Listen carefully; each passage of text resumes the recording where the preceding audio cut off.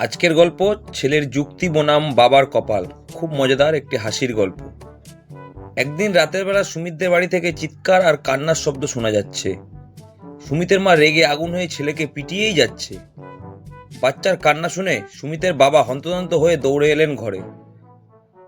সুমিতের বাবা উদ্বিগ্ন গলায় বলল, আরে আরে করছোটা কি? থামো থামো, ছেলেটাকে এভাবে মারছো কেন?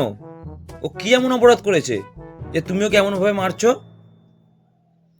সেই কথা শুনে সুমিতের মা হাঁপাতে হাঁপাতে রাগী গলায় বলল, আর বলো না, ওকে বললাম একটু মন দিয়ে পড়াশোনা কর, তাহলে বড় হয়ে ভালো একটা বউ পাবি।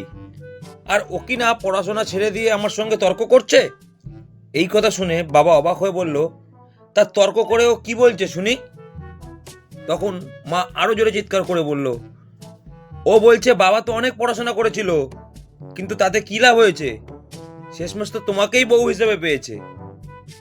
এই কথাটি বলার পরই পুরো বাড়ি নিস্তব্ধ হয়ে গেল।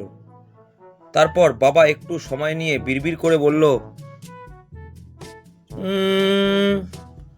কথাটা তো ভুল বলেনি গো, মিথ্যে তো বলেনি ছেলেটা। এরপর ঘরের পরিস্থিতি কি হয়েছিল তা না বলাই ভালো। তবে সেই রাত থেকে সুমিতের বাবাও ছেলের সাথে ডাইনিং টেবিলে বসে পড়াশোনা করার চিন্তা শুরু করেছেন। ধন্যবাদ। গল্পটি ভালো লাগলে লাইক করবেন, চ্যানেলটিকে সাবস্ক্রাইব করে নেবেন এবং গল্পটিকে আপনাদের প্রিয়জনদের কাছে শেয়ার করবেন। এতক্ষণ গল্পটি শোনার জন্য ধন্যবাদ।